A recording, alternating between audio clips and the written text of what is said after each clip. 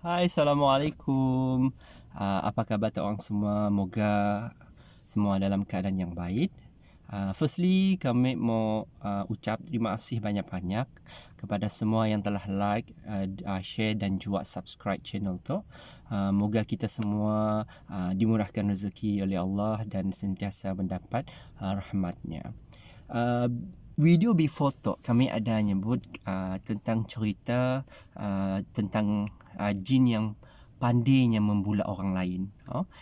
Jadi kami akan share tentang kisah ya. Sebelum tu tentang histeria, tu kisah tentang jin pandai pembula orang. Okey, ceritanya macam tu. Malam ya kami dapat berita, kami diinform ada student perempuan nya kena gangguan. Nya bukanlah nya si histeria, tapi nya berubah karakter. Kenang madah di padah sampuk bah di nya berubah bukan dirinya. Jadi kami pun ngagak sama perempuannya bersama dengan ustaz waktu ya. Bila mi orang agaknya, okey, nya si agresif. Tapi kita nangga matanya, memang matanya kita tahu dah ada jinnya basok dalam badannya. Yang nangga kita mata ya, mata ya lain bah. Ya, ustaz pun datang dekat dengannya. Waktunya nya masih going lah. Ustaz ngagaknya dan tanya, dari sininya datang. Kenaknya masuk dalam badan perempuannya. Jadi nya pun beloya bah. Kami pun ada beloya dengannya. Bila ustaz beloya dengannya, tapi memang ustaz tu punya nis bagus, jadi dia beloya bagus bah nya si adalahnya nerais kah pasti. Jadinya kakak bagus, jadi kami pun ngikut ustaznya. Nanya dengan perempuannya. Sebenarnya kami nanya dengan jinnya.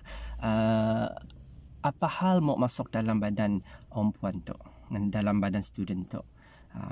Nya biasalah nya si ada lah nya mun kita nanya nya terus jawab bah, nya si ada maki skema. Nya ngikutnya aja. Dari perbualannya ti jin tu kami first time kami rasa kami kedak nangga drama. Sebab ya bila makin ditanya tentang jin tu, nya madah adakah ustaz ya ada nanya, adakah nya dihantar orang lain ataupun sini nya datang ti nya madah aku si betuan, nya madah aku si betuan. Ai mun si betuan kau ya datang dari sini. Tok, tapi waktu ya kami orang seada lah makin bahasa Melayu Sarawak nak. Kami orang makin bahasa Melayu. Jin ya pun pakai bahasa KL bah. Jadi orang pun makin bahasa standard KL lah tek. Tapi tok kami cerita balik makin bahasa Sarawak. Ai, mun kau ya bukan dari si ada orang hantar tek. Dari sinilah kau datang. Alunya buka cerita. Kedak plot ya berkembang bah kami ai tu kedak drama tu makin berkembang plot ceritanya. Nya madah aku tu si betuan aku sebenarnya diambil oleh mak perempuan ya. Hai. Macam dia yang ambil kau ya. Aku tu dia ambil dari guanya madah. Ai paduhal. Mak perempuan tu ngambilnya dari gua. Mulah perjanjian lebih kurang macam ya lah. Kami pun si tahu. Waktu tu bukan tok si tak lah yang bulat ke si, tapi tok yang di padangannya. Hai mun okey lah nya dah rasuk siapa yang family-nya pun ada mula perjanjiannya ya, lain cerita. Kak ya ambil orang padah dengannya. Bagus kau keluar dari badannya. Sebab miak tok si ada salah bah. Miak tok si ada mula apa-apa pun. Tedah nangganya bah. Yang ada tenaga semua nak ai si maunya keluar. Miak orang madah keluar. Mun kau ya si mau sakit, bagus kau keluar. Nya si mau keluar. Ai pahal kau tu si mau keluar. Ai paduhal aku dah jatuh cinta dengannya. Ya baru cerita. Nang ngegeh kali jin tu nya rupanya jatuh cinta dengan mia perempuannya. Jatuh hati bah. Jadi si moknya keluar lagi badan perempuannya. Ya paduhan yang ikut.